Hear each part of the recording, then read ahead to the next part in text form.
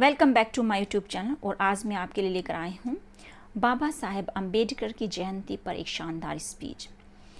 लेकिन इस स्पीच को शुरू करने से पहले आपको जो है एक शेर बोलना है और उसके बाद मैं आपको बताती हूँ किस तरह से आपको स्पीच देना है। तो सुनिएगा ज़रा। तू मुझे मेरे लक्ष्य से हटा दे, तू मुझे मेरे लक्ष्य से हटा दे, इतनी तेरी औकात नहीं। और अगर यही जज्बा रहा ना तो मुश्किलों का हल भी निकलेगा। जमी बंजर हुई तो क्या, वहीं से जल भी निकलेगा।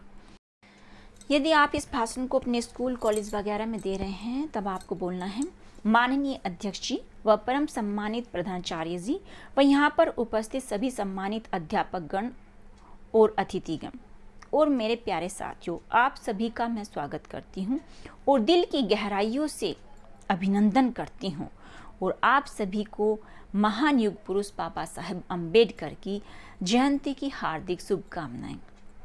लेकिन यदि आप इस भाषण को किसी और स्थान पर दे रहे हैं तब आपको बोलना है माननीय अध्यक्ष जी व परम सम्मानित मुख्य अतिथि जी और यहाँ पर उपस्थित सभी सज्जनों का मैं स्वागत करती हूँ। और उसके बाद जैसे मैंने ऊपर आपको बताया इसी तरह से बोलना है, ठीक है। उसके बाद आपको अपना स्पीच शुरू करना है।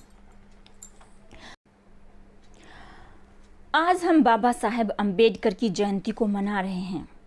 इनका जन्म इंदौर में एक दलित परिवार में हुआ था। समाज में इन्हें अछूत समझा जाता था। ये पढ़ना चाहते थे जिसके लिए इनका एडमिशन एक स्कूल में करा दिया गया, लेकिन वहाँ पर इनको कमरे से बाहर बैठकर ही पढ़ना पड़ता था। और जब इनको प्यास लगती थी तब स्कूल का चपरासी इनको ऊपर से पानी डालकर देता था। और जिस दिन स्कूल का चपरासी नहीं आता था इनको प्यासा ही रहना पड़ता था। क्या गुजरती होगी इनके दिल पर, क्या कभी किसी ने सोचा है? बचपन से ही इनका मुसीबतों से पड़ा है पाला, बचपन से ही इनका मुसीबतों से पड़ा है पाला, क्योंकि छुआछूत और जातिवाद का था समाज में बोलबाला। लेकिन ये अपनी सहनशीलता और दृढ़ संकल्प के साथ पढ़ते रहे, क्योंकि ये जानते थे कि शिक्षा में ही वो शक्ति है जो इतिहास को बदल सकती है। और इसी सोच के साथ इन्होंने कई डिग्रियां हासिल की, लेकिन इतनी शिक्षा हासिल करने के बाद भी छुआछूत और जातिवाद ने इनका दामन नहीं छोड़ा। सुनकर बाबा के संघर्षों की यह कहानी आंखों में आ जाता है पानी। लेकिन बाबा साहेब ने हिम्मत नहीं हारी और देश से जातिवाद और छुआछूत जैसी बीमारियों को जड़ से खत्म करने के लिए ये आंदोलन करते रहे। और फिर 15 अगस्त 1947 में आज़ादी के बाद इन्हें भारत का प्रथम लॉ मिनिस्टर बनाया गया।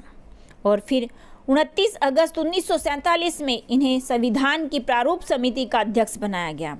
और इसके बाद इन्होंने अपनी बुद्धिमत्ता के बल पर इतिहास को बदल दिया और भारत का संविधान रच दिया। और उस संविधान में इन्होंने हमें 6 मूल अधिकार दिए। और क्या आप जानते हैं कि सबसे पहला अधिकार कौन सा था? ये अधिकार वही अधिकार था जिसके लिए ये बचपन से तड़प रहे थे, और वो अधिकार था समता या समानता का अधिकार, जिसके हैं हम सभी हकदार।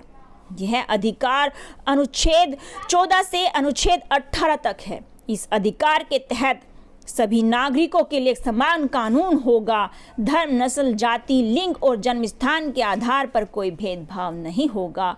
अस्पृश्यता और उपाधियों का अंत होगा। वे हमेशा दलितों और अछूतों के लिए ही नहीं बल्कि इंसानियत और महिलाओं के लिए भी संघर्ष करते रहे। उन्होंने अपनी सहनशीलता और दृढ़ संकल्प शक्ति से कामयाबी के उस शिखर को छू लिया जिसे कोई छू नहीं सकता। बाबा साहेब को किताबें पढ़ने और लिखने का भी शौक था। उनकी 2 किताबें, the problem of the rupee और दूसरी the evolution of provincial finance in British India के आधार पर ही रिजर्व बैंक ऑफ इंडिया की स्थापना की गई। अपने अच्छे काम और देश के लिए बहुत कुछ करने के लिए उन्हें सन 1990 में देश के सबसे बड़े सम्मान भारत रत्न से नवाजा गया।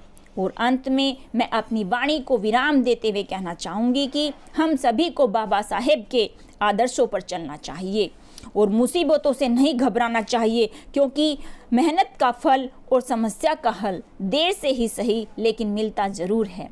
धन्यवाद। अगर आपको मेरी ये वीडियो अच्छी लगी हो तो please like, share and subscribe. Thanks.